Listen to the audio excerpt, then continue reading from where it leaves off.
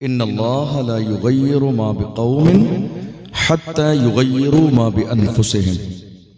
میں بالکل خلاصے کے طور پر ترجمہ کروں اس آیت کا تو یہ بھی کہا جا سکتا ہے خدا نے آج تک اس قوم کی حالت نہیں بدلی، خدا نے آج تک اس قوم کی حالت نہیں بدلی، نہ ہو احساس جس کو اپنی حالت خود بدلنے کا۔ خدا نے آج تک اس قوم کی حالت نہیں بدلی، نہ ہو احساس جس کو اپنی حالت خود بدلنے کا۔ آج ملک کے حالات ہماری نظروں کے سامنے ہیں، ہمارے گھر کے حالات ہماری نظروں کے سامنے ہیں، ہماری اپنی زندگی، ہمارے خاندان کی زندگی، ہمارے سماج کی زندگی ہماری نظروں کے سامنے ہے۔ آپ غور کیجئے، اسلام آج صرف ہماری زبان پر ہے، ہماری زندگیوں میں نہیں ہے۔ اسلام صرف ہماری زبان پر ہے، ہم نعرہ لگا رہے ہیں اسلام کا دامن نہیں چھوڑیں گے، اسلام کا دامن نہیں چھوڑیں گے۔ غور کیجئے گا، اسلام آپ کی زندگی میں ہے کہاں؟ جس قوم کی زندگی میں اسلام ہو وہ قوم کبھی شرابی نہیں ہو سکتی۔ جس قوم کی زندگی میں اسلام ہو وہ قوم کبھی زانی نہیں ہو سکتی۔ جس قوم کی زندگی میں اسلام ہو وہ قوم کبھی جوا نہیں کھیل سکتی۔ جس قوم کی زندگی میں اسلام ہو وہ قوم کبھی سٹا نہیں لگا سکتی۔ جس قوم کی زندگی میں اسلام ہو اس قوم کی بیٹیاں کبھی بے پردہ نہیں ہوتی ہیں۔ جس قوم کی زندگی میں اسلام ہو اس قوم کے جوان عیاشیوں کی دہلیز پہ قدم نہیں رکھتے ہیں۔ جس قوم کی زندگی میں اسلام ہو وہ قوم کبھی اپنی بیٹیوں کی شادی تاخیر سے کر کے زنا کا دروازہ نہیں کھولتی ہے۔ جس قوم کی زندگی میں اسلام ہو اس قوم کے جوان اپنے مسلک کے غدار نہیں ہوتے ہیں بلکہ وفادار ہوتے ہیں۔ جس قوم کی زندگی میں اسلام ہو اس قوم کے جوان شراب و شباب کے عادی نہیں ہوتے ہیں۔ جس قوم کی زندگی میں اسلام ہو وہ قوم کبھی گناہوں کی دہلیز پر قدم نہیں رکھتی ہے۔ کیا کہا تھا تاج الشریعہ نے؟ جوانوں سے خطاب کر کے کہا تھا، جوانوں زندگی یہ نہیں ہے کسی کے لیے، زندگی ہے نبی کی، نبی کے لیے۔ نہ سمجھ مرتے ہیں زندگی کے لیے، جینا مرنا ہے سب کچھ نبی کے لیے۔ بھیا مائک ایک بار سیٹ کر کے آواز بڑھا دیجئے، پھر اس میں انگلی مت لگائیے دوبارہ، یہ آواز کم زیادہ ہو رہی ہے آپ کی، بار بار ناظم صاحب ہمارے آپ کو ٹوکتے رہے، ایک بار کر دیجئے سیٹ۔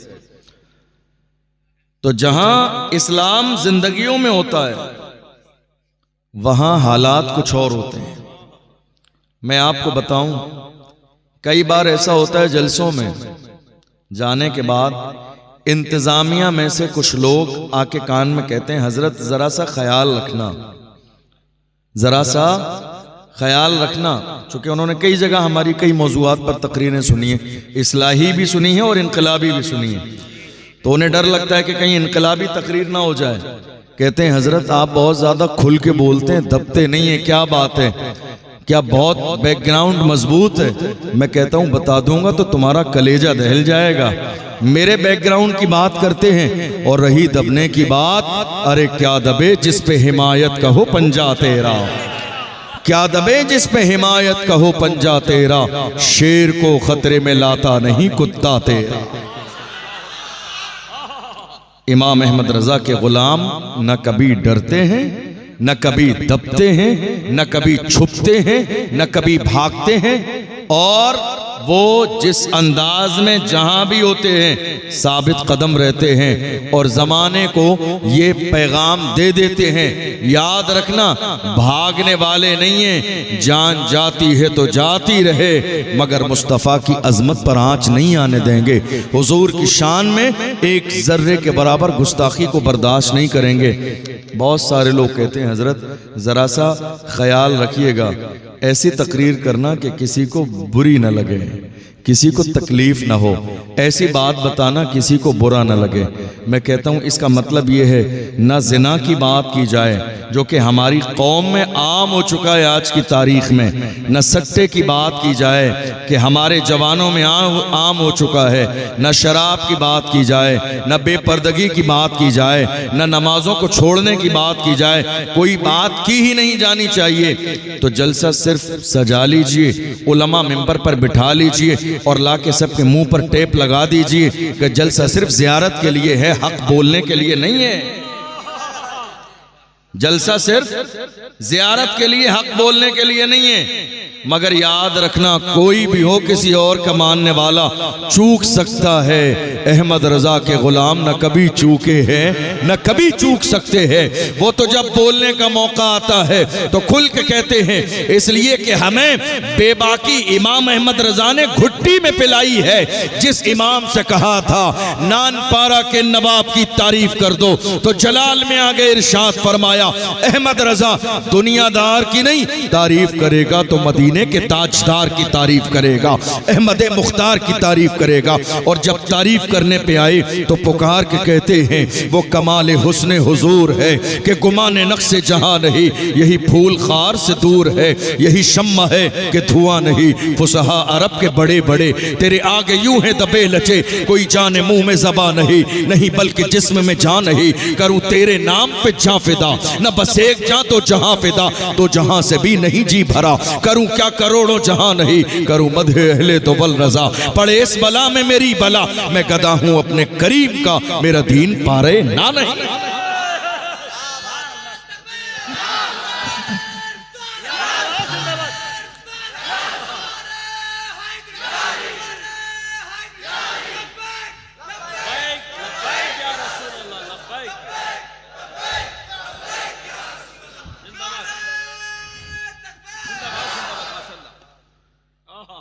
کوشش کیجئے میں آپ کو ایک چھوٹی سی بات بتاؤں، میں اصلاحی تقریر کروں گا آج آپ کی گھریلو زندگی۔ آپ مسلمان ہیں تو آپ کی زندگی میں اسلام کہاں ہے، ذرا تلاش کرنے کی کوشش کیجئے۔ دنیا میں عام طور پر بہت سارے لوگوں کو دیکھا یہ جاتا ہے کہ انہیں کہیں نہ کہیں اس بات کا جو ہے نا ایک کہہ لیجئے ذہن پہ بھوت سوار ہوتا ہے کہ ہم جو ہے نا بہت ہائی فائی تقریر کریں، بھلے لوگوں کے سر سے اوپر سے گزر جائے تاکہ لوگ سمجھیں بہت قابل ہے۔ نہ بھیا ہم قابل ہیں، نہ ہمیں قابلیت دکھانی ہے، غوث اعظم کی چوکھٹ کے کتے ہیں اور بس بات وہی کرتے ہیں جو غوث اعظم کی بارگاہ سے ہمیں فیضان ملتا ہے۔ یاد رکھنا ہم بڑی بڑی باتیں کر کے چلے جائیں، آپ بڑی بڑی باتیں سن کے نعرے لگا کے چلے جائیں، لیکن اگر زندگیوں میں اسلام باقی نہ رہا تو کیا چہرہ دکھائیں گے قیامت کے دن مصطفیٰ جان رحمت کو؟ کون سا چہرہ لے کر جائیں گے مصطفیٰ جان رحمت کی بارگاہ میں اگر زندگی میں اسلام باقی نہ رہا؟ آپ جانتے ہیں ہمارے بزرگوں نے جلسوں کی شروعات کیوں کی تھی؟ جلسے شروع کرنے کا مقصد کیا تھا؟ آپ جانتے ہیں یہ جلسہ یہ ایک رات کا مدرسہ ہے، مدرسہ ان لوگوں کے لیے جن کی عمر مدرسے میں جانے والی نہیں ہے، جو کام کرنے والے ہیں، جو بزنس کرنے والے ہیں، جو باضابطہ کھیتی کرنے والے ہیں، جن کے پاس روزانہ مدرسے میں جانے کا وقت نہیں ہے، ان کے لیے سال میں ایک رات کا مدرسہ لگایا جاتا ہے۔ کسی شہر میں ہر مہینے، کسی شہر میں سال میں 2 بار، کسی شہر میں 3 بار، یہ ایک رات کا مدرسہ ہے۔ مدرسے کا مطلب یہ ہے کہ کچھ سکھانے کے لیے، کچھ پڑھانے کے لیے، یہ بتانے کے لیے کہ آپ مومن ہیں، یہ بتانے کے لیے کہ دین کیا ہے، یہ بتانے کے لیے کہ اسلام کیا ہے۔ اور اگر یہ سیکھ گئے تو یاد رکھنا دنیا بھی کامیاب ہو جائے گی، آخرت بھی کامیاب۔ تو یہ ایک رات کا مدرسہ ہے اور یہاں کیا کرنا ہے آپ کو؟ سیکھنا ہے۔ کیا کرنا ہے یہاں؟ سیکھیں گے، سیکھیں گے انشاءاللہ۔ دیکھیے کئی بار ایسا ہوتا ہے اور ہمیں افسوس بھی ہوتا ہے کچھ لوگوں کو دیکھ کر جو بہت تیزی کے ساتھ تقریر کر کے گزر جاتے ہیں، ایسی تقریر کہ قوم کے سمجھ میں ایک جملہ بھی نہیں آتا ہے۔ مجھے نہیں لگتا ہے کہ اس جلسے کا کوئی مقصد ہوا، چونکہ اگر میں 80 کی سپیڈ سے بولوں اور آپ کو اتنی سمجھ میں آتی ہوتی تو مجھے بلانے کی ضرورت ہی نہیں تھی۔ مجھے بلانے کی ضرورت ہی نہیں تھی، آپ نے مجھے بلایا اس لیے ہے کہ ہم کوئی دین کا پیغام سنیں سمجھیں تاکہ اس کے مطابق عمل کریں۔ جو بات سمجھ میں نہیں آئے گی آپ کے تو آپ اس پر عمل کیسے کریں گے؟ میری بات سمجھ آ رہی ہے آپ کو؟ کوشش کیجئے گا کہ ہم سمجھیں۔ تقریر اسی کو کہتے ہیں جو ہمارے سمجھ میں آئے، تقریر اسی کو کہتے ہیں جس کو ہم سمجھیں، جو ہمارے دل پر اثر کرے، جو ہماری زندگیوں میں انقلاب برپا کرے۔ بات کرنا بہت آسان ہے، لیکن یاد رکھنا یہ جو زبان چل رہی ہے نا، اس زبان کو بھی حساب دینا ہے قیامت کے دن۔ آپ جانتے ہیں غیبت آج ہمارے سماج میں عام ہو گئی، برائی آج ہمارے سماج میں عام ہو گئی، کسی کے خلاف سازش آج ہمارے سماج میں عام ہو گئی۔ ہمارے یہاں جتنا زبان کا غلط استعمال ہو رہا ہے، دوسری کسی چیز کا غلط استعمال نہیں ہو رہا ہے۔ ہم جہاں بیٹھ رہے ہیں، 2 لوگ بیٹھے ہیں، ذکر کسی تیسرے کا ہے۔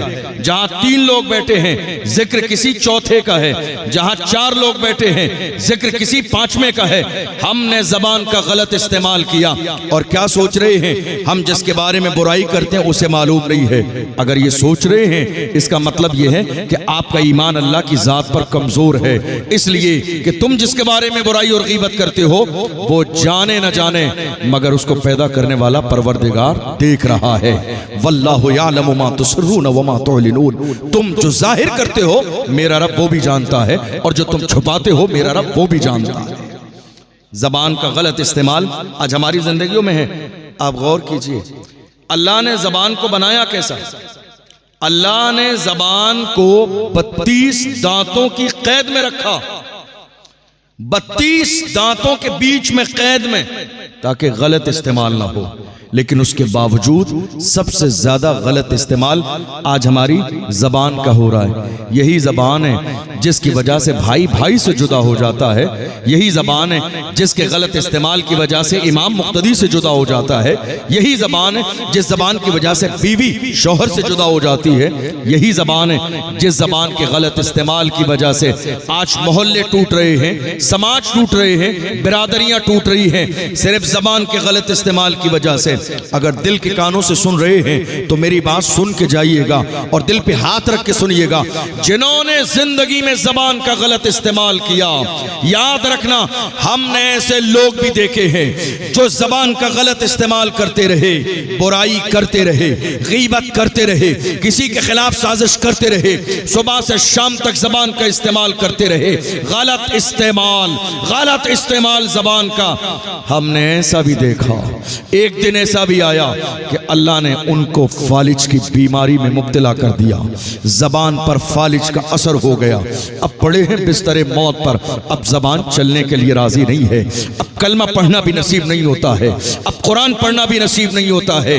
قرآن یہی تو کہتا ہے ان بطش ربک لشدید، رب کی پکڑ بہت سخت ہے، ڈرتے رہو برائی کرنے سے پہلے کہ پکڑ نہ لیے جاؤ، غیبت کرنے سے پہلے ڈرتے رہو کہ پکڑ نہ لیے جاؤ، کسی مومن کے خلاف سازش کرنے سے پہلے ڈرتے رہو کہ اللہ کی طرف سے تمہارے اوپر عذاب نازل نہ ہو جائے۔ آپ کیا سمجھ رہے ہو؟ سماج میں کوئی ایک معزز انسان ہے، مثال کے طور پر آپ کی قوم کے اس وقت رہنما اور مرشد حضرت مفتی ارشاد القادری صاحب ہیں۔ ہم جہاں رہتے ہیں 4 لوگ ہمیشہ ہر جگہ ایسے ہوتے ہیں جو کسی نہ کسی بنیاد پر مخالفت کرتے ہیں اور سوچتے ہیں اس شخص کو اتنی عزت کیسے ملی ہے، ڈاؤن کر دیں۔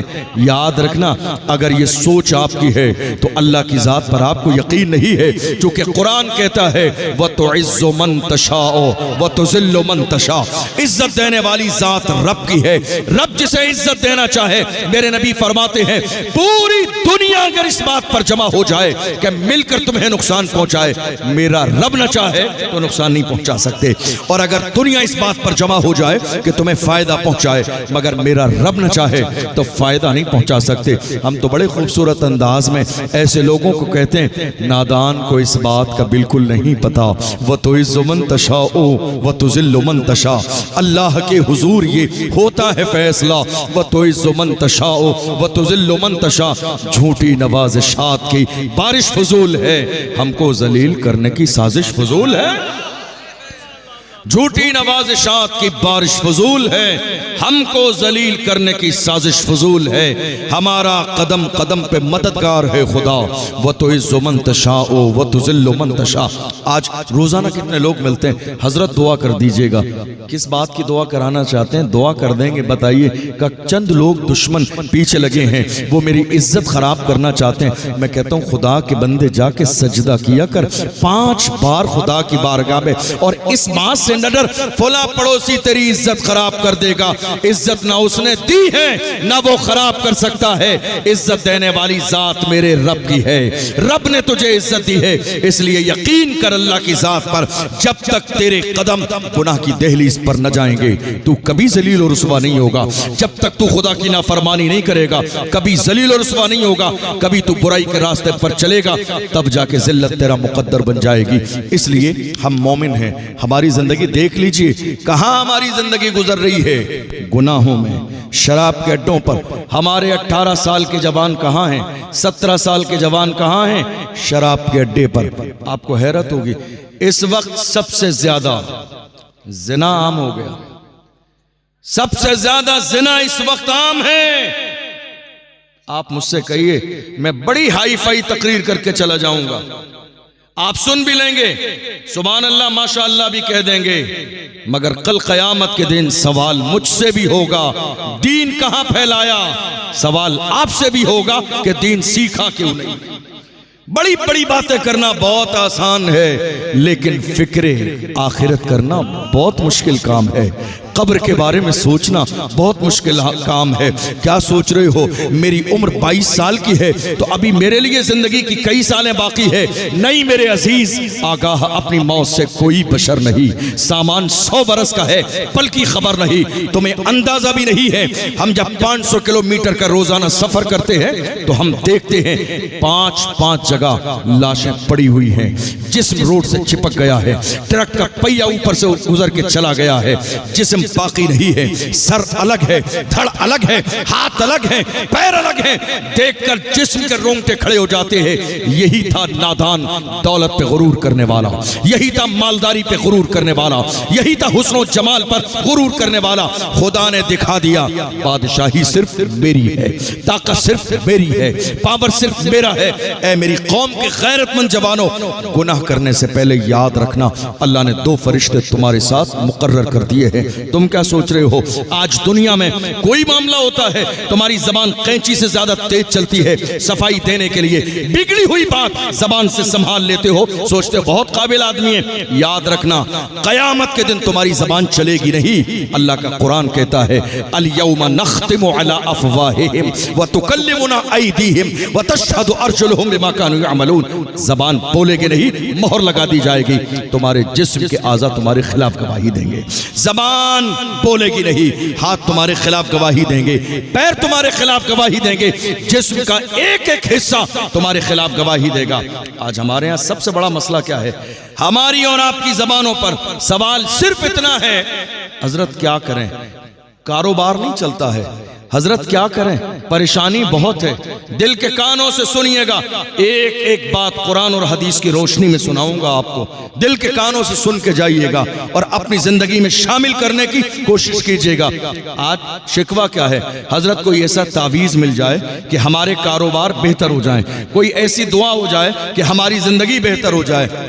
आप जानते हैं किसी ने ये बात आपके जहन में डाल दी, साहब किसी ने जादू करा दिया इसलिए कारोबार फेल हो गया है, किसी ने बंदिश करा दी है इसलिए आपकी दुकान नहीं चल रही है, किसी बाबा ने तावीज़ कर दिया है इसलिए कारोबार और बिजनेस फेल हो गया। मेरे अजीजों गौर तो करो, जरा सादिक व मसदूक पैगंबर से पूछो, या रसूल अल्लाह रिज्क में हमारे घर में कमी क्यों आई, हमारे घर में ये दौलत की कमी क्यों आई, हमारी जिंदगी में ये परेशानियां क्यों आई? जिस दिन तुम हुजूर से पूछोगे, याद रखना असल चेहरा मेरे नबी की जबान से निकलने वाले जुमले तुम्हें दिखा देंगे कि जिंदगी में परेशानी क्यों है। یاد رکھنا وہ تو پروردگار اتنا کریم ہے، تم تو انسان ہو، وہ تو سمندر کی ویل مچھلی کو روزانہ کونٹلوں رزق عطا فرماتا ہے، وہ تمہیں محروم کب کرے گا؟ وہ تو سانپ بچھو اور کیڑے مکوڑے کو بھی رزق دیتا ہے، ہم تو پھر اشرف المخلوقات ہیں۔ اللہ کا قرآن کہتا ہے وَمَا مِن دَابَّةٍ فِي الْأَرْضِ إِلَّا عَلَى اللَّهِ رِزْقُهَا، زمین میں کوئی جانور بھی ایسا نہیں ہے مگر اللہ اپنی رحمت سے اسے رزق عطا فرماتا ہے، کوئی جانور بھی ایسا نہیں ہے۔ آپ غور کیجئے ہمارے رزق میں کمی کہاں سے آئی؟ ہمارا بزنس فیل کیوں ہوا؟ میں وجہ بھی بتاؤں اور علاج بھی۔ ہمارے کاروبار فیل کیوں ہوئے؟ ہماری بیٹیوں کے رشتے کیوں ٹوٹ گئے؟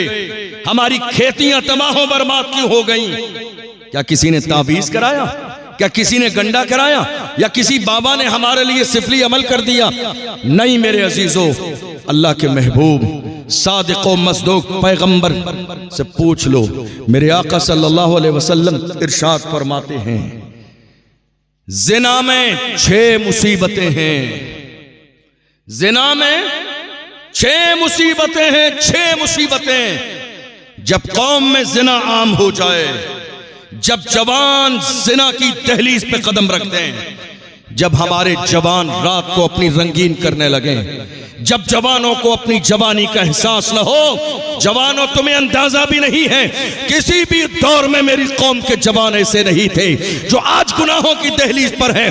ڈاکٹر اقبال سے پوچھو جوان کیسے تھے، تو ڈاکٹر اقبال نے کہا تھا میری قوم کے جوان ایسے تھے، ٹل نہ سکتے تھے اگر جنگ میں اڑ جاتے تھے، پاؤں شیروں کے بھی میدان سے اکھڑ جاتے تھے، تجھ سے سرکش ہوا کوئی تو بگڑ جاتے تھے، تیر کیا چیز ہے ہم توپ سے لڑ جاتے تھے، شان آنکھوں میں نہ جچتی تھی جہاداروں کی، کلمہ پڑھتے تھے ہم چھاؤں میں تلواروں کی، ہم جو جیتے تھے تو جنگوں کی مصیبت کے لیے یا رسول اللہ، اور مرتے تھے تیرے نام کی عظمت کے لیے۔ دشت تو دشت ہے، دریا بھی نہ چھوڑے ہم نے، بحر ظلمات میں دوڑا دیے گھوڑے ہم نے۔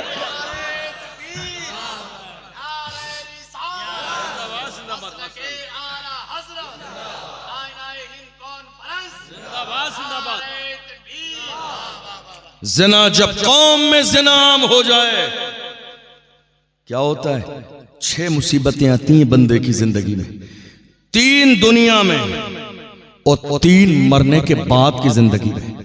میری بات سمجھ آ رہی ہے؟ آپ سب کو سمجھ آ رہی ہے؟ آپ بور تو نہیں ہو رہے؟ پریشان تو نہیں ہو رہے؟ ٹاپک بدلنا تو نہیں ہے مجھے؟ اسی پہ کنٹینیو کروں؟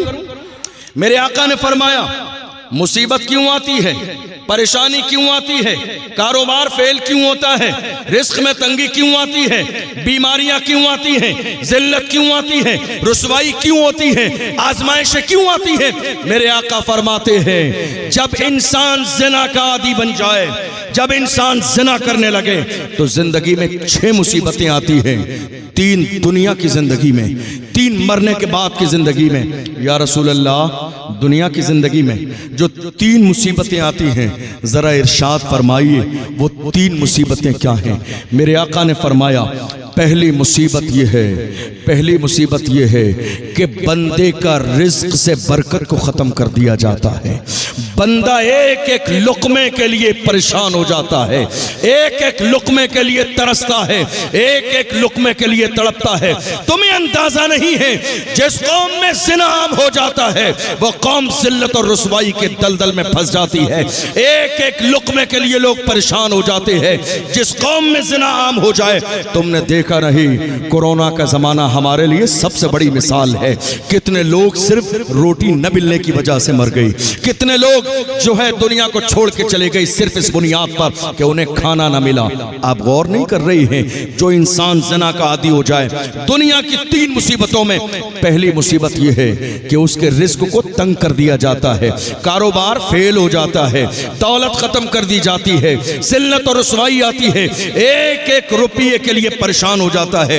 آپ یہ کہہ رہے ہیں کسی حسد کرنے والے نے دعا تعویذ کرا دیے، کسی بابا نے تعویذ کرا دیے؟ ارے اوریجنل اسلام اسلام سمجھنے کی کوشش کرو. 2025 ختم ہونے والا ہے. کب تک اس اندھ وشواس میں پڑے رہو گے کہ سارا اختیار بابا کے ہاتھ میں ہے؟ نہیں میرے عزیزو، اختیار میرے رب کے ہاتھ میں ہے، اختیار میرے خدا کے ہاتھ میں ہے. باہر آؤ اس اندھ وشواس سے. فلاں بابا نے رزق روک لیا ہے، ارے اس کی کیا اوقات ہے؟ یہ اپنے جسم سے مکھی نہیں اڑا سکتا، رزق یہ روکے گا. رزق روکنے والی ذات میرے رب کی ہے اور دینے والی ذات بھی میرے رب کی ہے. غور تو کرو کہاں ہیں ہم. میرے نبی نے بتا دیا تمہارے رزق میں تنگی ہے. وجہ یہ ہے کہ قوم میں گناہ ہو رہا ہے. وجہ یہ ہے کہ جوان زنا کی دہلیز پہ قدم رکھ چکے ہیں. وجہ یہ ہے کہ بیٹیوں کی آبرو سلامت نہیں ہے. وجہ یہ ہے کہ بیٹیوں نے پردہ چھوڑ دیا ہے. اللہ اکبر. میرے آقا ارشاد فرماتے ہیں اور دوسری مصیبت دنیا کی زندگی میں زنا کرنے والے کی دوسری مصیبت کیا ہے؟ میرے آقا نے فرمایا اس کی صورت کو مسخ کر دیا جاتا ہے، اس کے چہرے کو بگاڑ دیا جاتا ہے، اس کے چہرے سے نور ختم کر دیا جاتا ہے، اس کے چہرے سے برکت ختم کر دی جاتی ہے. کہاں جا رہے میرے جوان؟ شادی میں جانا ہے تو جا رہے ہیں سیلون والے کے پاس، فیشیل ایسا کرنا کہ میرا چہرہ چمک جائے. ارے نادان انسان، دنیا کی کوئی کریم تیرے چہرے کو چمکا نہیں سکتی. چمک چہرے پہ خدا کی رحمت سے آتی ہے، چہرے پہ چمک خدا کے کرم سے آتی ہے. دنیا کی کسی کریم کی، کسی سیلون والے کی یہ حیثیت نہیں ہے کہ خدا گناہ کی وجہ سے رونق چھین لے تو دنیا کا کوئی طاقتور انسان چہرے پہ رونق واپس کر دے. پیغمبر فرماتے ہیں چہرہ بگاڑ دیا جاتا ہے زنا کرنے والے کا. یا رسول اللہ تیسری مصیبت کیا ہے؟ میرے آقا نے فرمایا زنا کرنے والے کی زندگی میں تیسری مصیبت یہ ہے کہ اس کی عمر کم کر دی جاتی ہے، اسے موت جلدی آتی ہے، موت اسے جلدی آتی ہے، اس کی عمر کم کر دی جاتی ہے. آپ دیکھ نہیں رہے ہیں ہمارے ہاں کیا کہا جاتا؟ ارے کل شام کو تو ملاقات ہوئی تھی، اچھا بھلا تھا، بیمار نہیں تھا، اچانک سے رات کو مر گیا. صبح ہی تو ملاقات ہوئی تھی، ابھی بازار ہی میں تو ملا تھا، ابھی تو ساتھ میں کھانا کھا کے گیا ہے، 4 دن پہلے شادی میں ملا تھا، ابھی فلان جگہ. یہ جو جملے ہماری زبان پر ہیں تمہیں اندازہ نہیں میرے نبی نے کیا فرمایا؟ عمر سے برکت کو ختم کر دیا جاتا ہے، عمر کم کر دی جاتی ہے، پھر موت بہت تیزی کے ساتھ آتی ہے. دیکھ نہیں رہے ہو ایک ایک دن میں کبھی کبھی جب شہر کا بڑا قبرستان ہو جا کے دیکھ لیجئے، ایک ایک دن میں جنازے کی نماز ہٹائی جاتی ہے. حضرت دوسرا جنازہ تیار، دوسرا ہٹایا گیا، حضرت 5واں جنازہ تیار. ایک ایک شہر کے اندر 10 15 جنازے آج کی تاریخ میں رکھے ہوئے ہیں. ہم کب سوچیں گے، ہم کب سوچیں گے خدا نے ہمیں عقل کیوں عطا فرمائی، خدا نے ہمیں قرآن جیسی دولت کیوں دی ہے تاکہ ہم پڑھیں اور پڑھنے کے بعد سمجھیں. 3 مصیبتیں انسان کی زندگی میں. کہا یا رسول اللہ مرنے کے بعد کیا تکلیف ہے؟ حضور نے فرمایا مرنے کے بعد کی تکلیف یہ ہے کہ اللہ قیامت کے دن زنا کرنے والے بندے سے ناراض ہوگا، اس کی طرف دیکھے گا بھی نہیں، ناراض ہوگا میرا پروردگار. اور دوسری بات کہ اللہ ایسے بندے سے سخت حساب لے گا، صرف حساب نہیں لے گا، سخت حساب لے گا. اور تیسرا فرمایا جہنم میں ڈال دیا جائے گا ایسے بندے کو، اس کے لیے جہنم. اور جہنم کیسی ہے؟ آپ نے ہمیشہ علماء کی زبان سے جہنم لفظ سنا، کبھی اپنے علماء سے کہیے ذرا جہنم کے اندر کے حالات بتائیں آپ کو، کئی دن سن کے نیند نہیں آئے گی. میرے آقا نے ارشاد فرمایا جہنم کی آگ کا عالم یہ ہے کہ اگر جہنم کی دیوار میں ایک سوئی لگا دی جائے اور ایک سوئی کے برابر سوراخ ہو جائے تو اس کی آگ کی شدت کی وجہ سے پوری دنیا جل کر خاک ہو جائے. یہ جہنم کا عالم ہے. غور کرو میرے نبی فرماتے ہیں زنا کرنے والے کو جہنم کی آگ میں ڈال دیا جائے گا. ذرا دل کے کانوں سے سنیے گا. ایک نوجوان لڑکی ہے، زنا پر آمادہ ہے، ایک دیندار لڑکے کو بلایا اور بلانے کے بعد کہا کیا تو اس بات پر راضی نہیں ہے کہ میں تیرے لیے تیار ہوئی ہوں، میں نے باضابطہ 16 سنگھار تیرے لیے کیے ہیں، اب تو میرے ساتھ زنا کرنے کے لیے راضی نہیں ہے؟ شریف انسان جس کی تربیت اس کے والدین نے اچھے طریقے سے کی، قرآن اور حدیث کی روشنی میں کی، نماز پڑھنے والا، بزرگوں سے تعلق رکھنے والا، اللہ اکبر، جوان آ گیا، وہ لڑکی بھی آ گئی، دونوں آس پاس بیٹھے ہیں۔ اس نے کہا مجھے آدھا گھنٹے کی مہلت دے دے، آدھا گھنٹے کی مہلت مل گئی۔ کیا کیا اس جوان نے؟ گھر سے چراغ منگایا، چراغ منگانے کے بعد چراغ کو جلا لیا، اور چراغ جلانے کے بعد اس نے چراغ کی لو پر اپنی انگلی چند سیکنڈ کے لیے رکھی۔ جوانوں سن کے جانا، دل کی تختی پہ لکھ کے لے جانا، تاکہ زندگی میں کبھی شیطان تمہیں یہاں تک نہ پہنچائے۔ جوان نے چراغ کی لو پر اپنی انگلی رکھی اور 2 سیکنڈ کے بعد ہاتھ ہٹا لیا۔ کسی میں ہمت ہے جو 10 منٹ کہہ رہا ہوں، 1 منٹ چراغ کے سامنے اپنا ہاتھ کر دے؟ اتنی باریک سی لو، اتنی باریک سی لو، اس کے سامنے بھی کوئی 1 منٹ اپنی انگلی کو نہیں رکھ سکتا۔ اللہ اکبر۔ پھر دوسری انگلی بڑھائی، ہاتھ کھینچ لیا، تیسری انگلی بڑھائی، ہاتھ کھینچ لیا، ہتھیلی کی، ہاتھ کھینچ لیا۔ وہ لڑکی کہتی ہے جوان کیا بات ہے، حسن تیرے سامنے ہے، شباب تیرے سامنے ہے، جمال تیرے سامنے ہے، سب کچھ تیرے سامنے ہے، اور تو یہ مزے کرنے میں لگا ہے، آنکھ پر انگلی رکھ رکھ کے چیک کرتا ہے۔ اللہ اکبر۔ اس جوان نے کہا تھا نادان عورت تجھے اندازہ نہیں، میں دیکھ رہا ہوں، میرے نبی کا فرمان ہے جہنم کے اندر ڈال دیا جائے گا، میں دیکھ رہا ہوں کیا دنیا کی آگ پر ایک لمحے کے لیے انگلی رکھ کے گوارا کر سکتا ہوں؟ کیا میں برداشت کر سکتا ہوں؟ میں نے دیکھ لیا دنیا کے چراغ کی لو پر اگر 1 سیکنڈ کے لیے بھی میں انگلی نہیں رکھ سکتا تو جہنم کی آگ کو برداشت کیسے کروں گا؟ یہ فکر تھی، یہ انداز تھا، یہ آخرت کی تیاری تھی، یہ اللہ سے ڈر تھا، یہ سینے میں ضمیر زندہ تھا۔ جب ضمیر زندہ ہوتا ہے تو احساس گناہ ہوتا ہے، اور جب احساس گناہ ہوتا ہے تو بندہ گناہ پہ شرمندہ ہوتا ہے۔ اور صادق و مصدوق پیغمبر نے ارشاد فرمایا الندامت التوبہ، گناہ پہ شرمندہ ہو جانا ہی توبہ ہے۔ میرے آقا نے فرمایا التائب من الذنب کمن لا ذنب لہ، گناہ سے توبہ کرنے والا بندہ اپنے گناہوں سے ایسے ہی پاک ہو جاتا ہے گویا کہ اس نے زندگی میں گناہ کیا ہے۔ ایک عورت آئی حضور کی بارگاہ میں، توجہ ہے آپ کی، ایک عورت آئی حضور کی بارگاہ میں۔ ہمارے ہاں آج جانتے ہو کیا ہے؟ ہمارے ہاں مزاج یہ بنا ہے گناہ ہم نے کیا، گناہ ہماری اولاد نے کیا، گناہ ہمارے دوستوں نے کیا، تو وہ گناہ چھپایا جاتا ہے، اور گناہ اگر کسی دوسرے نے کیا تو وہ اخبار میں چھپایا جاتا ہے تاکہ زمانے کو پتہ چل جائے۔ یہی ہے ہمارے ایمان کی کمزوری۔ اور ہم گناہ کرنے کے بعد انسان کا مزاج یہ ہے، آپ جانتے ہیں میرے آقا نے ایک بار زندگی میں زبان باہر نکالی اور زبان کو پکڑا، اور زبان پکڑ کے میرے نبی نے فرمایا یہ تنہا زبان اتنی خطرناک ہے کہ اس کے غلط استعمال کی وجہ سے لاکھوں لوگ جہنم کا ایندھن بن جائیں گے۔ یہ زبان ہے۔ انسان گناہ کرنے کے بعد بجائے اس کے یہ کہہ دے غلطی ہو گئی، ایک جملہ کہہ دے مجھ سے غلطی ہو گئی، جب وہ کہہ دے غلطی ہو گئی بات ختم ہو گئی۔ مگر آج کا انسان کیسا ہے؟ ایک جملہ کہنے کے بجائے 1000 غلط دلیلیں دے دیتا ہے صرف اپنے آپ کو صحیح ثابت کرنے کے لیے۔ اللہ اکبر۔ میرے آقا صلی اللہ علیہ وسلم کے دیوانوں، اس دور میں لوگوں کا مزاج کیا تھا؟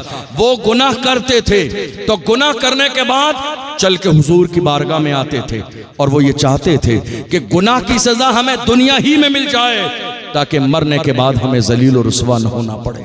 آج ہماری زبان پر کیا جملہ ہے؟ جنت ہماری ہے اور ہمارے باپ کی ہے۔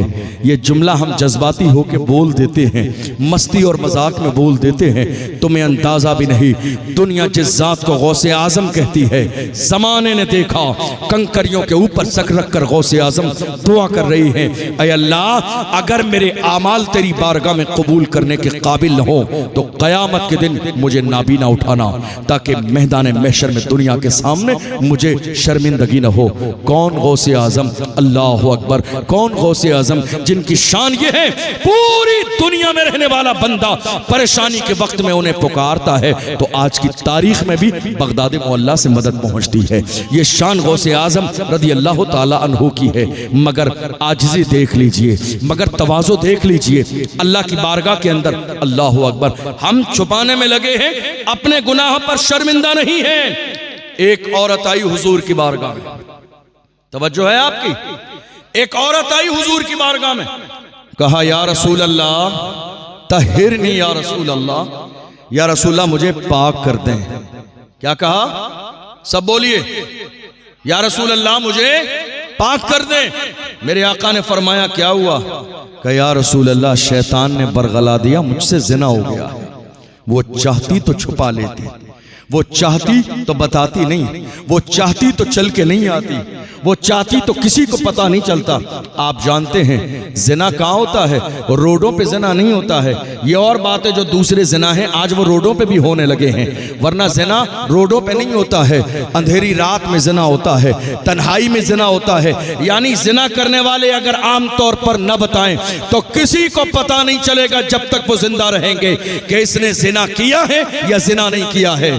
مگر ایک ہوتا ہے ضمیر کا زندہ ہونا۔ انسان سے گناہ ہو جائے تو وہ قبر میں جانے سے پہلے یہ سوچتا ہے کہ قبر میں مصطفیٰ کا دیدار ہوگا، کہیں ایسا نہ ہو میرے اس گناہ کی وجہ سے مصطفیٰ مجھ سے چہرہ پھیر لے۔ اس لیے مرنے سے پہلے جہاں ضمیر زندہ ہوتا ہے انسان توبہ کی کوشش کرتا ہے۔ آئی حضور کی بارگاہ میں، کہا طہرنی یا رسول اللہ، یا رسول اللہ مجھے پاک صاف فرما دے۔ حضور نے فرمایا کیا ہوا؟ کہا یا رسول اللہ زنا ہو گیا ہے۔ دیکھو رحمت للعالمین پیغمبر کی شان کیا ہے۔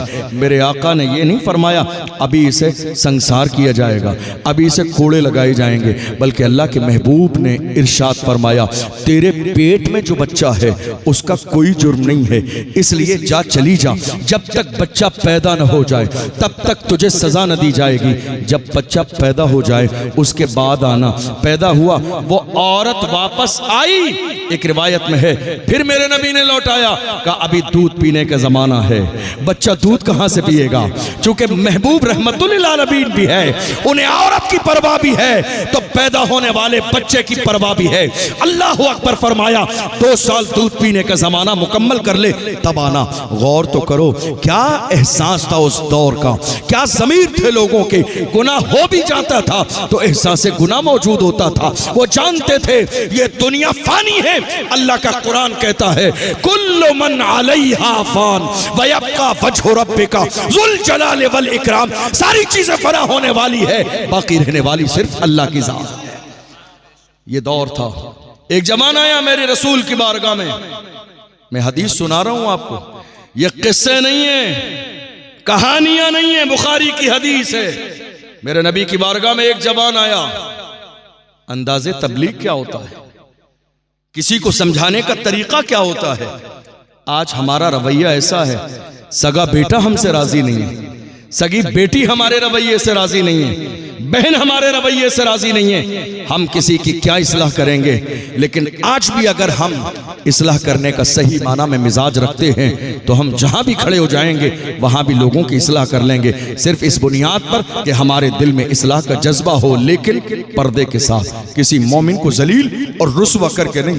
جوان آیا اور جانتے ہو آنے کے بعد انجمن لگی ہے، صحابہ موجود ہیں، کہا یا رسول اللہ اذن لی بالزنا، یا رسول اللہ مجھے زنا کی اجازت دیں۔ جوان ہے، کلمہ نہیں پڑھا ہے، حضور کی بارگاہ میں آ کے کہتا زنا کی اجازت دیں۔ اللہ اکبر، غور کرو، جہاں صحابہ بیٹھے ہو وہاں جوان اجازت کس کی مانگ رہا ہے؟ دین کے کام کی نہیں، گناہ کرنے کی اجازت۔ کس سے؟ رسول اللہ سے۔ صحابہ ناراض ہو گئے، کچھ لوگ آگے بڑھے، ناراضگی کا ماحول ہوا، لیکن کرم کرنے والے پیغمبر نے دور بیٹھا تھا تو محبت اور زیادہ عام کی اور قریب بلا لیا۔ آج حالت یہ ہے مسجد کا امام اگر شرابی کے پاس جا کے بیٹھ جائے تو اس کے امامت سے نکلنے کی وجہ یہی ہے شرابی کے پاس کیوں بیٹھے تھے، تہجد گزار کے پاس کیوں نہیں؟ ارے وہ تو پہلے سے تہجد گزار ہے، ضرورت تو شرابی کو ہے، ضرورت تو زانی کو ہے، ضرورت تو بدکار کو ہے، ضرورت تو اس کو ہے جو دین سے دور ہے۔ علماء چاپلوسی کے لیے نہیں جاتے ہیں، اس کے سینے میں مصطفیٰ کے عشق کا چراغ جلانے جاتے ہیں۔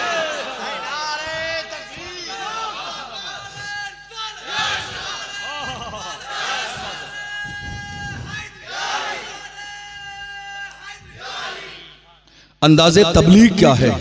تبلیغ کیا ہے؟ جو جتنا زیادہ گناہ کرنے والا ہے اس کو دھتکار دو گے باغی ہو جائے گا، بھگا دو گے باغی ہو جائے گا، بے عزت کرو گے باغی ہو جائے گا۔ کسی نے کہا تھا نا محبت فاتح عالم، محبت فاتح عالم، کبھی اس جملے پر غور کیا؟ محبت فاتح عالم کیا مسئلہ ہے اور کیا مطلب ہے محبت فاتح عالم کا؟ محبت فاتح عالم کا مطلب یہ ہے تم محبت لے کر جدھر جدھر جاؤ گے لوگ تمہارے قدموں میں اپنے دل بچھا دیں گے، اپنی نظروں کو بچھا دیں گے، اس لیے کہ محبت سے بڑا فارمولہ کوئی بھی نہیں ہے۔ یہ میرے مصطفیٰ کی محبت تھی جبکہ زمانے نے پکار کے کہا، ایک عرب نے آدمی کا بول بالا کر دیا، خاک کے ذروں کو ہم دوش سریا کر دیا، قدرت جو راہ پر اوروں کے ہادی بن گئے، کیا نظر تھی جس نے مردوں کو مسیحا کر دیا۔ غور کیجئے، کرم دیکھیے، گناہ کی اجازت مانگنے والا مگر انداز مصطفیٰ کیا ہے؟ کہا قریب آؤ، اور قریب بلایا، برابر بٹھایا، اور اب میرے نبی احساس دلا رہے ہیں جوانوں سن کے جائیے گا، شاید تمہاری زندگی میں آج کے بعد انقلاب پیدا ہو۔ میرے آقا نے فرمایا جوان کیا کہتا ہے؟ کہ یا رسول اللہ زنا کی اجازت دے دیں۔ میرے آقا نے فرمایا ایک بات تو بتا، اگر تیری ماں کے ساتھ کوئی زنا کرے تو تجھے کیسا لگے گا؟ کہ یا رسول اللہ میں کیسے برداشت کر سکتا ہوں کہ میری ماں کے ساتھ کوئی زنا کرے؟ میرے آقا نے فرمایا تو برداشت نہیں کر سکتا تو تو جس کے ساتھ زنا کرے گا وہ بھی تو کسی کی ماں ہے۔ تو یہ چاہتا ہے زنا کرے تو تو یہ کیسے برداشت کر سکتا ہے کہ تیری بہن کے ساتھ زنا کیا جائے؟ تیری خالہ کے اور پھوپھی کے ساتھ میرے نبی کہتے رہے، احساس دلاتے رہے، اور آخر میں حضور نے اس کے دل پہ ہاتھ مارا اور دعا دے دی، اور پیغمبر کی دعا سبحان اللہ، یہ جو لب ہے نا اللہ اکبر، امام احمد رضا کہتے ہیں پتلی پتلی گلے قدس کی پتیاں، ان لبوں کی نزاکت پہ لاکھوں سلام۔ نظر دیکھو پیغمبر کی نظر، امام احمد رضا سے پوچھ لو پیغمبر کی نظر کی شان کیا ہے؟ فرماتے ہیں جس طرف اٹھ گئی دم میں دم آ گیا، اس نگاہ عنایت پہ لاکھوں سلام۔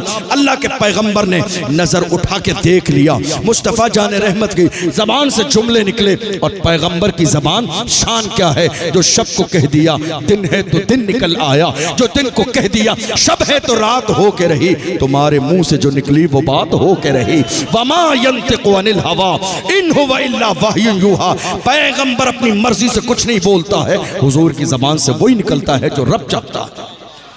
میرے نبی نے اس کے دل پر ہاتھ مارا اور فرمایا اللہم طہر قلب، اے اللہ اس جوان کے دل کو پاک کر دے، وحسن فرجا، اس کی شرمگاہ کی حفاظت فرما، وغفر ذنبا، اے اللہ اس کے گناہوں کو معاف فرما۔ آپ غور کیجئے، میرے آقا صلی اللہ علیہ وسلم نے فرمایا من یضمن لی ما بین رجلیہ وما بین لحییہ اضمن لہ الجنہ۔ حضور فرماتے ہیں تم میں سے جو شخص مجھے دو چیزوں کی ضمانت دے گا میں بدلے میں اسے جنت کی ضمانت دوں گا۔ ذہن حاضر ہے آپ کا؟ ذرا ہاتھ اٹھا کے کہیے یا رسول اللہ۔ حضور کی زبان دیکھیں، آج ہماری زندگی میں مشکلات کیوں ہیں؟ ہمیں ہمارے رسول کی زبان پر یقین نہیں ہے، حضور کی زبان پر ہمارا یقین کمزور ہو گیا، اس لیے زندگی میں پریشانی ہے۔ صحابہ کی زندگی کیسی تھی معلوم ہے؟ آپ نے کئی بار یہ بات سنی، لذت کے لیے اور برکت کے لیے دوبارہ کہہ دوں، اللہ کے رسول نے جب ہجرت فرمائی تھی، ہمارا حال کیا ہے؟ کوئی آپ سے کہہ دے ذرا سی محلے میں لڑائی ہو جائے کہ تمہارا بھی نام ہے، رات کو پولیس آئے گی، کنفرم نہیں ہے، یقین نہیں ہے، پھر بھی آپ اپنا محلہ نہیں شہر چھوڑ کے چلے جاتے ہیں کہ کہیں رات میں پولیس نہ آ جائے۔ مگر حضور کے غلاموں کا ایمان کیسا تھا جانتے ہیں، دشمن تلوار لیے کھڑے ہیں، حضور پر حملہ کرنا چاہتے ہیں، ایسے عالم میں میرے نبی نے فرمایا علی میرے بستر پہ سو جاؤ، یقین دیکھو، محبت دیکھو، میرے بستر پہ سو جاؤ۔ ایک لمحے کے لیے علی کے دل میں خیال آیا ہوگا کہ شاید حضور کی محبت میں آج جان دینے کا وقت آ گیا ہے، مگر سینوں کے راز کو جاننے والا پیغمبر جس کے لیے امام احمد رضا نے کہا اور کوئی غیب کیا تم سے چھپا ہو بھلا جب نہ خدا ہی چھپا، تم پہ کروڑوں درود۔ اس پیغمبر نے اگلے جملے کہا، علی کا چہرہ دیکھ کر کہا علی صبح اٹھنا۔ کیا کہا؟ علی صبح اٹھنا۔ یقین ہو گیا اب موت کبھی بھی آ سکتی ہے، آج کی رات نہیں آئے، یقین دیکھو حضور کے جملے پر. لیکن دل میں خیال یہ بھی آیا ہوگا کہ حضور تو چلے جائیں گے, دشمن گھر میں داخل ہوں گے, مجھے دیکھیں گے, کہیں ایسا نہ ہو حملہ نہ کر دیں. اگلے لمحے میرے نبی نے سامان دے کے کہا یہ مکے والوں کی امانتیں ہیں, تم دے کے مدینے آ جانا. علی کو یقین ہو گیا اب موت مجھے مکے میں نہیں آئے گی, اب مجھے موت یہاں نہیں آئے گی. کیوں؟ حضور نے کہا ہے. لوگوں نے ایک زمانے میں کہا تھا علی ہمیشہ یاد خدا میں روتے رہتے ہو. کوئی زندگی کی رات ایسی بھی ہے جب بے فکر سوئے ہو. زندگی کی سب سے اچھی نیند جس رات میں آئی ہو, مولا کائنات نے فرمایا اس رات نیند سب سے اچھی آئی تھی جس رات میرے نبی نے ہجرت فرمائی تھی. دشمن تلوار لیے کھڑے تھے, علی اس وقت میں تو نیند آنی نہیں چاہیے تھی. کہا ہر رات علی بستر پہ سوتا کلمہ پڑھ کے کہ شاید زندگی کی آخری رات ہے. اس رات یقین تھا, میرے نبی نے کہا تھا صبح اٹھنا, یقین تھا موت کبھی بھی آ سکتی ہے مگر آج کی رات نہیں آئے. ہمیں ہمارے رسول کی زبان پر یقین نہیں. میرے نبی نے کیا فرمایا, کون ہے تم میں سے جو شخص بھی مجھے دو چیزوں کی ضمانت دے, دو چیزوں کی ضمانت دے. حضور فرماتے ہیں میں اسے جنت کی ضمانت دیتا ہوں. حضور نے فرمایا جو مجھے زبان کی حفاظت دے, کہ زبان کا غلط استعمال نہیں کرے گا, اس کی ضمانت دے. اور اپنی شرمگاہ کی ضمانت دے کہ وہ شرمگاہ کا کبھی غلط استعمال یعنی زنا نہیں کرے گا. حضور فرماتے ہیں زندگی میں جو مجھے دو چیزوں کی ضمانت دے میں بدلے میں اسے جنت کی ضمانت دیتا ہوں. غور تو کرو, غور تو کرو. میرے آقا صلی اللہ علیہ وسلم نے قوم مسلم کو زنا سے بچانے کے لیے کیا کیا نہیں کہا, کتنے طریقے بیان کیے, کتنے دستور بیان کیے. میرے نبی نے زنا سے روکنے کے لیے فرمایا ایاکم والطرقات, خبردار خبردار راستوں پہ مت بیٹھا کرو. زنا سے روکنے کے لیے. اللہ اکبر. صحابہ نے کہا یا رسول اللہ شام میں کاروبار کے بعد ہم ملتے ہیں, ملاقات بھی ہوتی ہے, چند باتیں بھی ہو جاتی ہیں. فرمایا اگر بیٹھنا اتنا ضروری ہے تو راستوں کا حق ادا کیا کرو. یا رسول اللہ راستے کا حق کیا ہے؟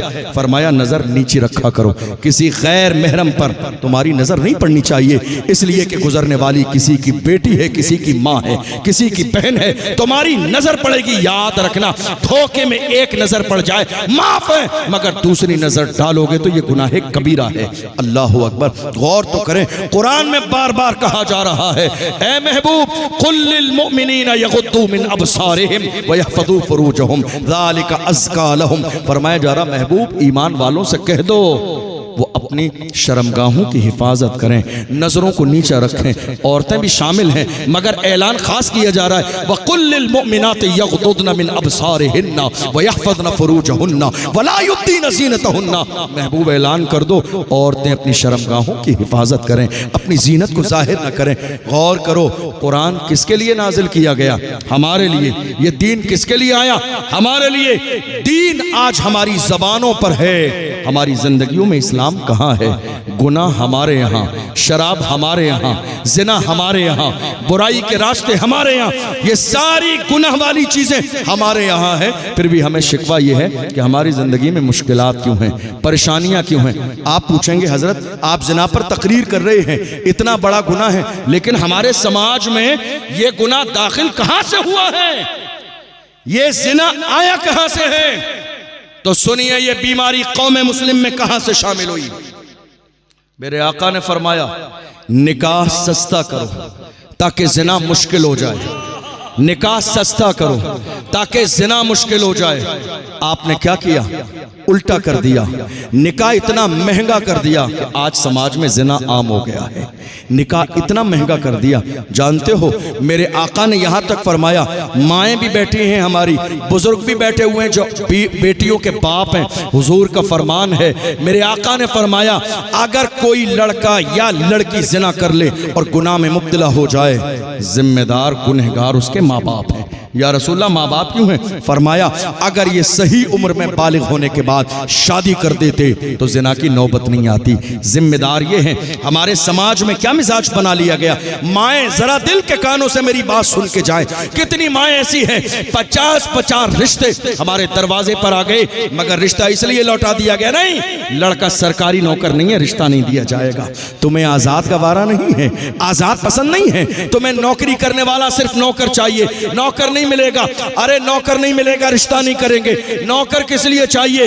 وہ زیادہ پیسے کمائے گا۔ نہیں میرے انسان، نہیں میرے عزیز، تو نادانی کر رہا ہے۔ یہ مت سوچ کہ تیری بیٹی کو رزق دینے والا یہ لڑکا ہے، رزق دینے والی رب کی ذات ہے۔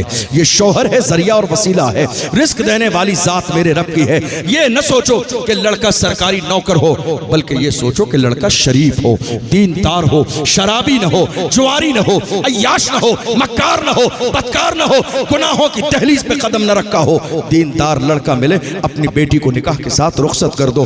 اور کئی بار ہم نے کئی جگہ جلسوں میں گئے، لوگوں نے کہا حضرت آپ سب جگہ تقریر کرنے جاتے ہیں، کوئی اچھا رشتہ ہو بتائیے گا۔ ایک دن وہ ملے، ہم نے کہا ایک رشتہ ہے، بتا دیا کیسا رشتہ ہے؟ سن رہے ہیں میری بات، سمجھ آ رہی ہے آپ کو؟ رشتہ کیسا ہے؟ ہم نے کہا بہت اچھا رشتہ ہے، بتائیے۔ ہم نے کہا رشتہ اتنا اچھا ہے، لڑکی 5 وقت کی نمازی ہے، فجر کے بعد روزانہ قرآن کا 1 پارہ پڑھتی ہے، باپ حاجی صاحب ہیں، بھائی پلے داری مزدوری کرتا ہے، رزق حلال کما کے لاتا ہے، بہت کروڑ پتی تو نہیں ہے لیکن دیندار گھرانہ ہے، حلال کھاتے ہیں، شراب جوئے سکتے تمام گنہگاروں سے، غلط کاموں سے دور ہیں۔ سب کچھ بتا دیا، کہتے ہیں حضرت کوئی اچھا رشتہ بتائیے۔ کیا اچھا رشتہ بتائیے؟ ہم نے کہا کھل کے کہیے، اس اچھے کو لفظ مالداری سے تبدیل کر دیجئے کہ مالدار رشتہ بتائیے، اس سے اچھا رشتہ کیا ملے گا؟ آج کے زمانے میں لڑکی 5 وقت کی نمازی ہے، اس سے اچھا رشتہ کیا ملے گا؟ لڑکی قرآن فجر کے بعد پڑھ رہی ہے، اس سے اچھا رشتہ کیا ملے گا؟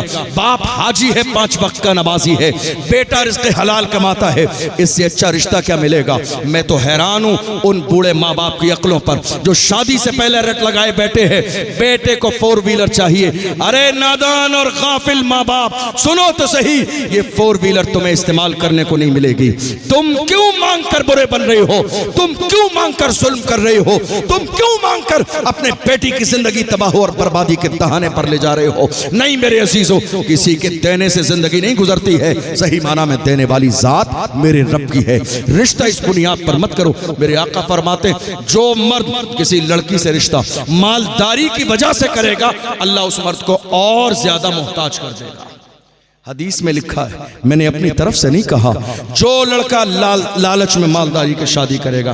آج ہوا کیا؟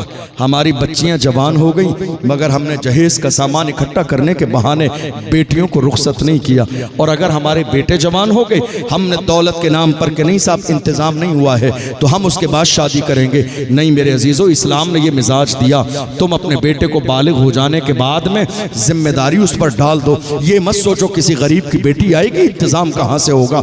جس طرح رزق اللہ تمہیں دیتا ہے، آنے والی بیٹی کا رزق بھی اللہ کے اختیار میں ہے، دینے والی میرے رب کی ذات ہے۔ لیکن کوشش کرو تم شادی جلدی کرو گے۔ میرے رسول نے فرمایا بہترین نکاح وہ ہے جس میں دولت کم خرچ کی جائے، بہترین شادی وہ ہے جس میں پیسے کم خرچ کیے جائیں۔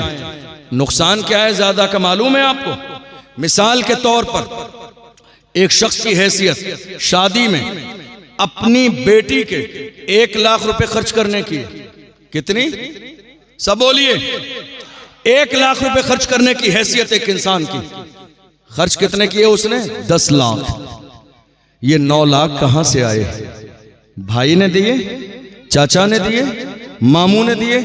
آج دور ایسا آ گیا لوگ مر جاتے ہیں علاج کرانے کے لیے کوئی 10,000 روپے نہیں دیتا ہے۔ 10 لاکھ کون دے دے گا محبت میں؟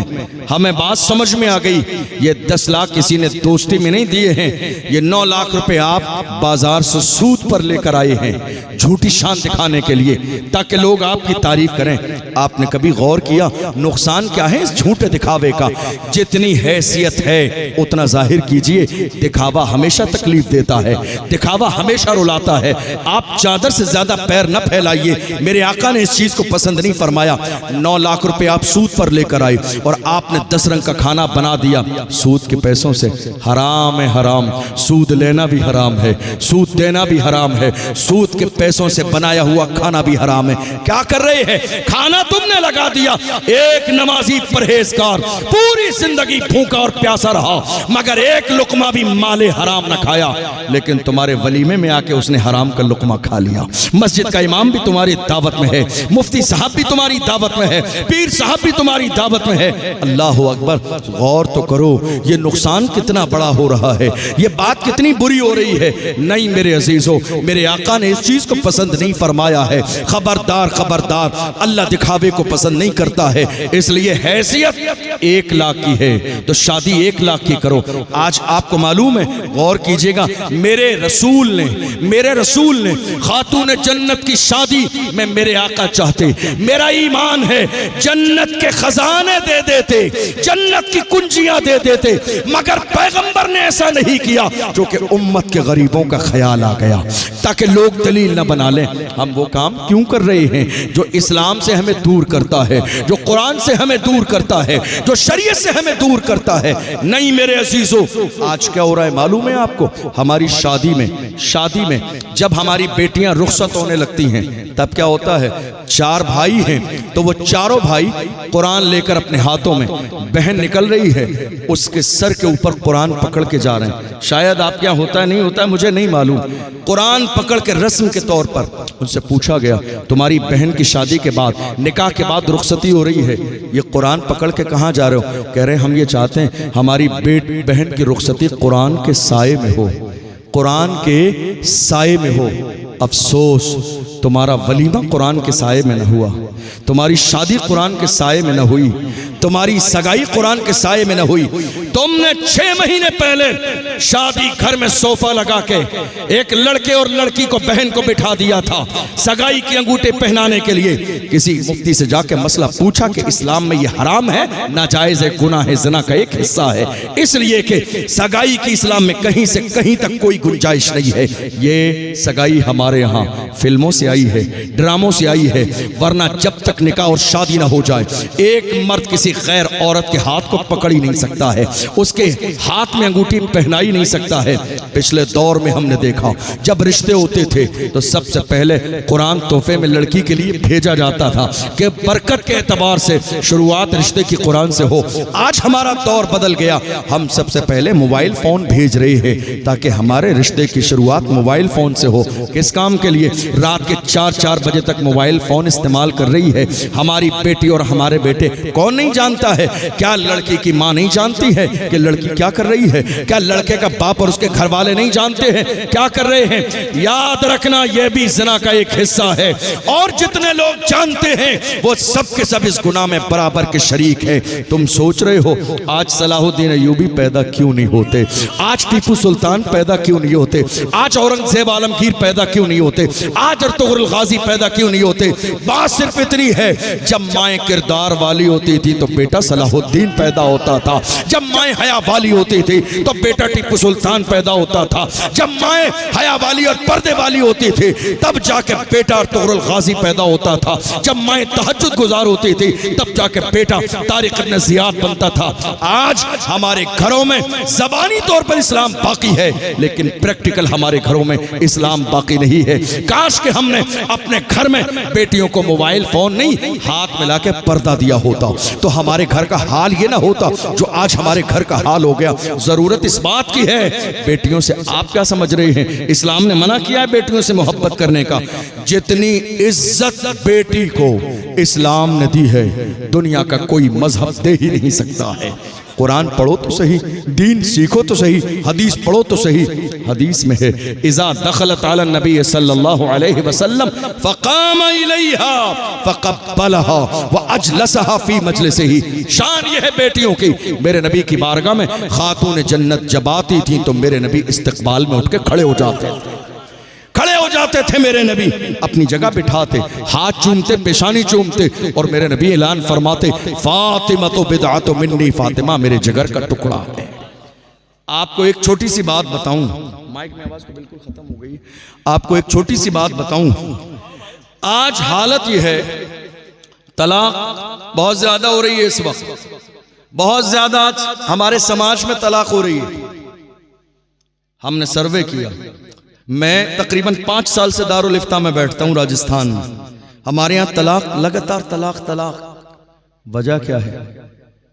یہ میرا تجربہ ہے 5 سال کا. آج طلاق کی سب سے بڑی ذمہ دار کون ہے؟ آپ کہیں گے لڑکی خراب ہے، کوئی کہے گا لڑکا خراب ہے، کوئی کہے گا گھر کا ماحول خراب ہے. نہیں میرے عزیزوں، طلاق موجودہ دور میں جو ہو رہی ہے 90% یا کہیے 95% ذمہ دار لڑکی کی ماں ہے. 95% ذمہ دار لڑکی کی ماں ہے. آپ کہیں گے وہ کیسے؟ آپ نے اسے مجرم بنا دیا. میں نے مجرم نہیں بنایا. ایک ماں آج کے دور میں بیٹی کی شادی ہو جانے کے بعد بھی یہ چاہتی ہے جس طرح میری بیٹی پہ حکومت مائکے میں چلتی تھی سسرال میں بھی میری حکومت چلے. وہ میری مرضی سے جائے، میری مرضی سے آئے، میرا کہنا مانے. میں کہوں آ جا تو آ جائے، میں کہوں چلی جا تو چلی جائے.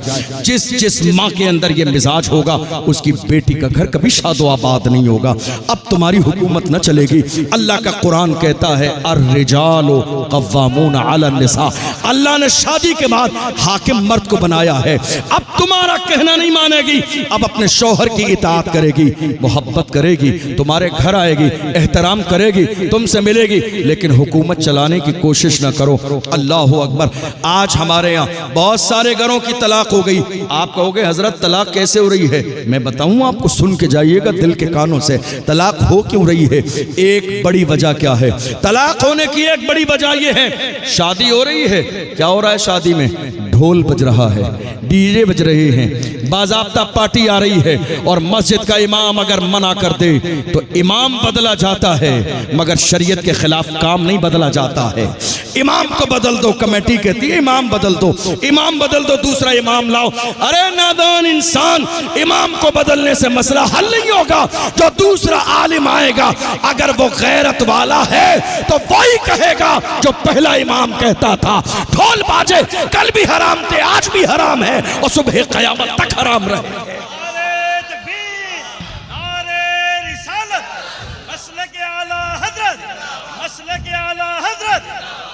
مجھے بتاؤ بیٹا تمہیں کس نے دیا؟ خدا نے. بیٹا کس نے دیا؟ خدا نے. رشتہ کس نے دیا؟ خدا نے. شادی کا غیب سے انتظام کس نے کرایا؟ خدا نے. جب یہ ساری چیزیں دے کر خدا نے تمہیں خوش کر دیا تو خوشی کے موقع پر تمہاری ذمہ داری کیا تھی؟ تم ذکر کی محفل کر کے خدا کو خوش کر دو، اس کے محبوب کو خوش کر دو. مگر تم نے کیا کیا؟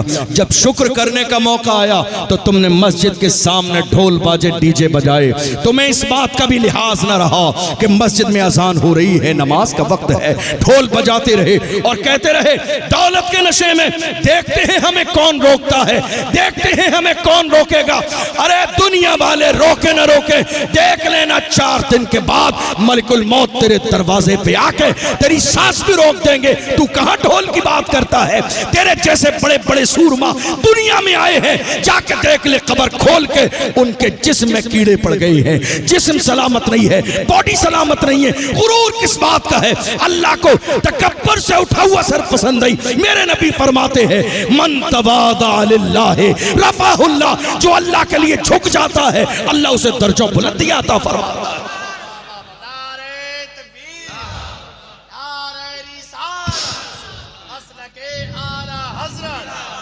میرے آقا صلی اللہ علیہ وسلم نے فرمایا جس کام کی شروعات، دیکھو طلاق کہاں سے ہو رہی ہے، جس کام کی شروعات اللہ کے ذکر سے ہوتی ہے وہ ادھورا نہیں رہتا ہے، پورا ہوتا ہے. جس کام کی شروعات اللہ کے ذکر سے. آپ نے شادی کیسے کی؟ اللہ کے ذکر سے نہیں کی، شیطان کو راضی کر کے کہی. ہم نے یہ دیکھا آج، توجہ ہے آپ کی، آج اگر کوئی بیٹی کہہ دے میرے سسرال والے مجھ سے کام کرنے کے لیے کہتے ہیں کچن کا کام، تو گھر والے جا کے کہتے ہیں امیر کی بیٹی ہے، بڑے باپ کی بیٹی کام نہیں کرے گی.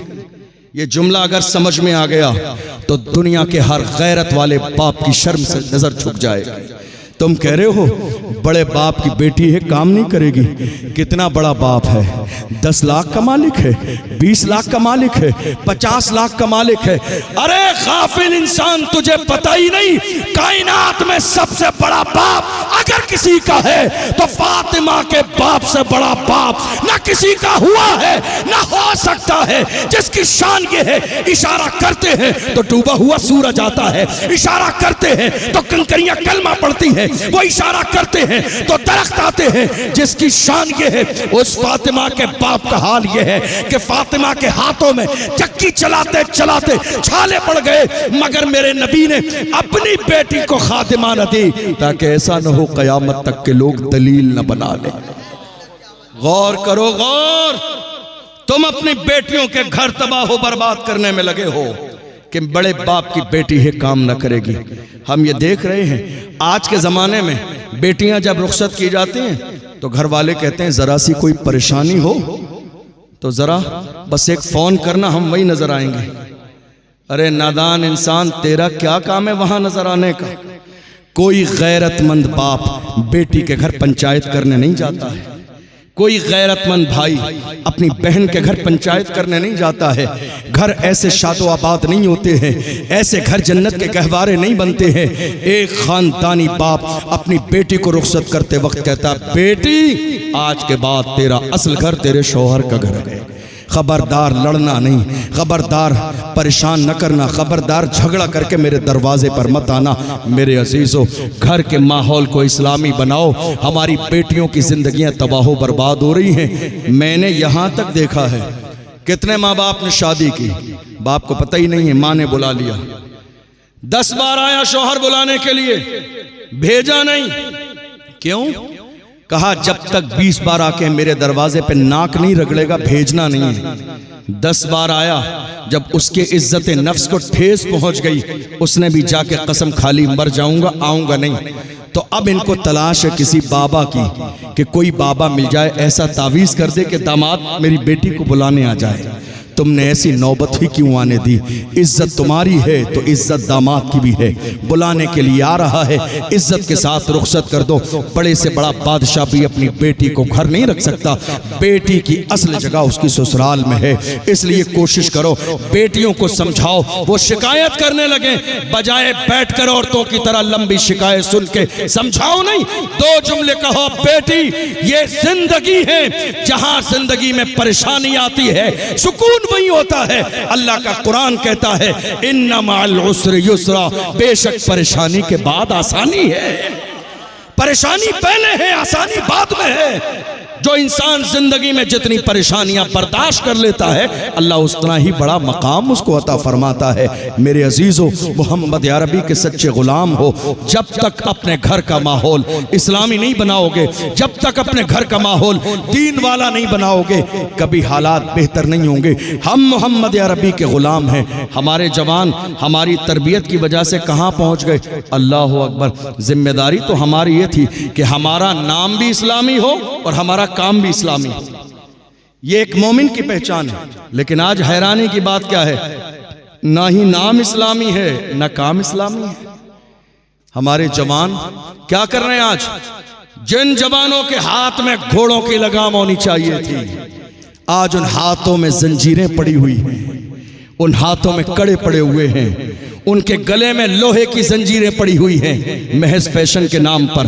اے محمد عربی کے غلاموں, تم کہتے ہو حضور کا دامن نہیں چھوڑیں گے, حضور کے نام پہ جان دے دیں گے, تو آؤ تم ایک طرف اپنی محبت کے جملے رکھو. میں تمہیں ایک حدیث سناتا ہوں. ایمان والا کیسا ہوتا ہے, غلام کیسا ہوتا ہے, ایک عاشق کیسا ہوتا ہے. ایک جانثار حضور کی بارگاہ میں آئے, سونے کی انگوٹھی پہن کر آ گئی. مرد کے لیے سونا پہننا حلال نہیں ہے. میرے نبی نے ناراضگی کا اظہار فرمایا, اتار کر پھینک دی کہ مرد کے لیے جائز نہیں ہے. حضور تشریف لے گئی, محفل ختم ہوئی, وہ بھی جانے لگے. لوگوں نے کہا جو تمہاری انگوٹھی پھینک دی ہے اٹھا کے لے جاؤ, تمہارے لیے جائز نہیں ہے, گھر کی عورتیں پہن لیں گی ان کے کام آئے گا. دیکھو ایمان والے کیسے ہوتے ہیں. انہوں نے کہا اللہ کی عزت کی قسم, جو چیز میرے نبی کو پسند نہیں, جو چیز میرے آقا کو پسند نہیں, جو چیز رحمت للعالمین کو پسند نہیں, اس کو اٹھانا تو بڑی بات ہے, اس کی طرف دیکھنا بھی میری محبت کو گوارا نہیں ہے. اس کو اٹھانا تو بڑی بات ہے, اس کی طرف دیکھنا بھی میری محبت کو گوارا نہیں ہے۔ یاد رکھنا، ہم اللہ والوں کے دامن سے وابستہ کیوں ہوتے ہیں؟ ہم مرید کیوں بنتے ہیں؟ کسی اللہ والے کے غلام اس کے شیدائی اور فدائی کیوں بنتے ہیں؟ ہم اللہ والوں کے دامن سے وابستہ اس لیے ہوتے ہیں کہ ہمیں سلسلے کا فیض ملے، ہم گناہوں سے دور ہو کے ہدایت کے راستے پر عمل کرنے لگے۔ گناہوں کے لیے مرید نہیں بنتے ہیں، غلط کاموں کے لیے مرید نہیں بنتے ہیں۔ جوانوں آؤ عہد کرو، شراب نہیں، زنا نہیں، بدکاری نہیں، عیاشی نہیں، ماں باپ کی نافرمانی نہیں۔ کہاں ہیں جوان شراب کے نشے میں؟ کیا کہا میرے نبی نے؟ جوان کہہ رہے ہیں حضرت شراب نہیں ہے، انرجی ڈرنک ہے، نام بدل دینے سے شراب کی حرمت میں کمی نہیں آئے گی۔ جو حرام ہے وہ حرام ہے، تمہیں اندازہ بھی نہیں ہے۔ میرے آقا نے فرمایا تمام گناہوں کی جڑ اگر کوئی ہے تو وہ شراب ہے، ام الخبائث کہا گیا۔ حدیث کے اندر انسان جب شراب پیتا ہے تو شراب پینے کے بعد پھر جتنے بھی گناہ ہوتے ہیں اس سے ہو جاتے ہیں۔ میں ایک چھوٹی سی مثال کے ذریعے، میں 10-5 منٹ میں اپنی بات مکمل کرنے لگا ہوں، ایک چھوٹی سی مثال کے ذریعے سمجھاؤں۔ ایک عبادت گزار بندے کو ایک بدکار عورت نے بہانے سے بلایا اور بلانے کے بعد گھر کا دروازہ بند کر لیا۔ جب وہ نیک انسان داخل ہوا تو نیک انسان کے داخل ہونے کے بعد دروازہ بند کیا، اور دروازہ بند کرنے کے بعد اس نے کہا اب تجھے جانے نہیں دوں گی سلامت، تیرے پاس 3 آپشن ہیں۔ سن رہے ہیں آپ؟ باتیں کر رہے ہو؟ کیا ہے؟ 3 آپشن ہے تیرے پاس، جانے نہیں دیا جائے گا۔ پہلا آپشن، ایک بچہ ہے، یا تو اسے قتل کر دے، ایک پیالے میں شراب ہے، یا تو شراب پی لے، یا میرے ساتھ زنا کر لے۔ یہ 3 آپشن ہے تیرے پاس، تینوں میں سے کوئی ایک کرنا پڑے گا ورنہ جانے نہ دیا جائے گا۔ شور مچا دوں گی، تو نے میرے ساتھ زیادتی کی ہے تو تو بچ نہیں پائے گا۔ عزت دار انسان کو اپنی عزت بڑی پیاری ہوتی ہے، وہ کسی بھی قیمت پہ نہ تو قتل کرنے کے لیے تیار، نہ زنا کرنے کے لیے تیار۔ آخر میں اس کے دل میں خیال آیا، اس کو لگا کہ سب سے چھوٹا کام ہے، ایک پیالہ شراب اٹھا کے پی لوں، نہ قتل کرنا پڑے گا نہ زنا کرنا پڑے گی۔ اللہ اکبر! شراب کا پیالہ اٹھا کے پینے کے بعد اس نے شراب کے نشے میں اس بیٹے کو بھی قتل کیا، اس عورت سے زنا بھی کیا جس کام کے لیے وہ شراب پینے سے پہلے راضی نہیں تھا۔ غور تو کرو، شراب کے نشے میں انسان شراب کے نشے میں نہ ہونے سے پہلے جس کام کے قریب کرنا نہیں چاہتا ہے، مگر شراب کے نشے میں زنا بھی کر رہا ہے، شراب کے نشے میں قتل بھی کر رہا ہے۔ غور تو کرو، میرے نبی نے اسی لیے فرمایا تمام برائیوں کی جڑ یہ شراب ہے، تمام برائیوں کی ماں یہ شراب ہے، فتنوں کا منبع یہ شراب ہے۔ جو انسان شراب کا عادی ہو جاتا ہے اس کی دعائیں رد کر دی جاتی ہے۔ جو انسان شراب کا عادی ہو جاتا ہے، بلکہ میرے نبی نے یہاں تک فرمایا شب برات کی عظیم رات، سنا ہے آپ نے؟ نہیں سنا ہے؟ قبیلہ بنو کلب کی بھیڑ کی بکریوں کے بالوں کے برابر جہنمیوں کو جنتی بنایا جائے گا، مگر شراب پینے والا اس رات میں بھی بخشا نہیں جائے گا، زنا کرنے والا اس رات میں بھی بخشا نہیں جائے گا جب تک کہ وہ سچے دل سے اللہ سے توبہ نہ کر لے۔ جوانوں، تم شراب پیتے ہو، کیا سوچ رہے ہو کوئی دیکھ نہیں رہا ہے؟ ارے تمہارا ایمان کمزور کیسے ہو سکتا ہے؟ تمہیں پیدا کرنے والا پروردگار دیکھ رہا ہے، اور اگر تم نشہ کرنا چاہتے ہو تو میں تمہیں نشہ کرنے سے روکوں گا نہیں، مشورہ صرف اتنا ہے، نشہ کرنا ہے دل کھول کے نشہ کیا کرو، لیکن لوکل والا نشہ مت کیا کرو جس کو کرنے سے لوگ نالی اور نالے میں گر جاتے ہیں۔ نشہ کرنا ہے وہ نشہ کرو جو بلال حبشی نے کیا، جو سلمان فارسی نے کیا، جو صہیب رومی نے کیا، جو حضرت عمار ابن یاسر نے کیا، جو حضرت سمیہ نے کیا۔ کون ہے بلال؟ نشے میں ہے مصطفیٰ کے، مارا جاتا ہے، گھسیٹا جاتا ہے، پڑا جاتا ہے، مگر حال یہ ہے پکار کے کہتے ہیں تو ہو کہ ترش رو مجھے کالی ہزار دے، یہ وہ نشہ نہیں جسے ترشی اتار۔ محبت رسول کا نشہ کرو، عشق رسول کا نشہ کرو، حضور کی غلامی کا نشہ کرو۔ جب تم حضور کی محبت کا نشہ کرو گے مر جاؤ گے۔ اس ویل چیئر پہ بیٹھنے والے مرد قلندر کی طرح جب تمہارا جنازہ نکلے گا تو دنیا پکار کے کہے گی عاشق کا جنازہ ہے ذرا دھوپ سے نکلے، محبوب کی گلیوں سے ذرا گھوم کے نکلے۔ اور جب قبر میں اتارا جائے گا تو عاشق کہیں گے زمین میلی نہیں ہوتی، زمن میلا نہیں ہوتا، محمد کے غلاموں کا کفن میلا نہیں ہوتا۔ اور کوشش کرو نظروں کی حفاظت، تقریر ختم ہو گئی ہے میری، بس آخری جملے پیغام دے رہا ہوں۔ نظروں کی حفاظت، اسے ایک صاحب نے کہا اطمینان سے بیٹھیے، جب آئیں گے تبھی ختم کریں۔ اب حالت یہ ہے کہ حضرت ہم یہ چاہتے ہیں، توجہ ہے آپ کی، حضرت دعا کر دیجئے۔ کس بات کی دعا؟ ہم یہ چاہتے ہیں کہ خواب میں ہمیں مصطفیٰ کا دیدار ہو جائے۔ کیا ہو جائے؟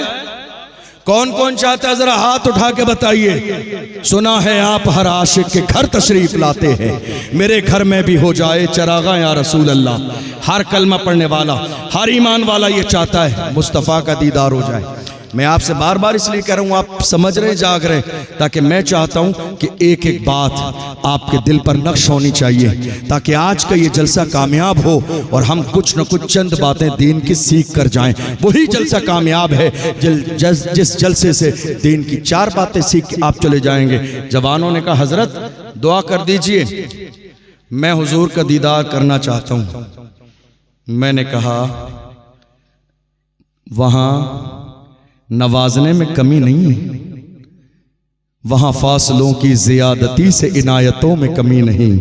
کوئی دور رہ کے اویس ہے، کوئی پاس رہ کے بلال ہے، وہاں نوازنے میں کمی نہیں ہے۔ لیکن ذرا گریبان جھانک کے دیکھو، کیا تمہاری نظریں اور آنکھیں ہیں اس قابل کہ تم یار کا چہرہ دیکھو؟ جن آنکھوں نے دن کے اجالے میں اور رات کے اندھیرے میں انٹرنیٹ پر زنا کے مناظر دیکھے ہوں، جن آنکھوں نے گناہ کے مناظر دیکھے ہوں، کیا وہ آنکھیں اس قابل ہیں جو یار کا چہرہ دیکھے؟ اور جن کی آنکھوں میں واقعی حیا ہوتی ہے، پاکی ہوتی ہے، وہ وقت کا محدث اور فقیہ جلال الدین سیوطی بیداری کے عالم میں 70 بار حضور کا دیدار کرتا ہے۔ اور میرا امام ہم سنیوں کی جان امام احمد رضا خان یار کی چوکھٹ پہ کھڑے ہو کے کہتے ہیں اٹھا دو پردہ دکھا دو چہرہ کہ نور باری حجاب میں ہے، زمانہ تاریک ہو رہا ہے کہ مہر کب سے نقاب میں ہے۔ اور جب تھوڑی دیر دیدار نہ ہوا تو پس مردہ دل سے کہتے ہیں وہ سوئے لالہ زار پھرتے ہیں، تیرے دل اے بہار پھرتے ہیں، جو تیرے در سے یار پھرتے ہیں، در بدر یوں ہی خار پھرتے ہیں۔ آہ کل عیش تو کیے ہم نے، آج وہ بے قرار پھرتے ہیں، اس گلی کا گدا ہوں میں جس میں مانگتے تاجدار پھرتے ہیں۔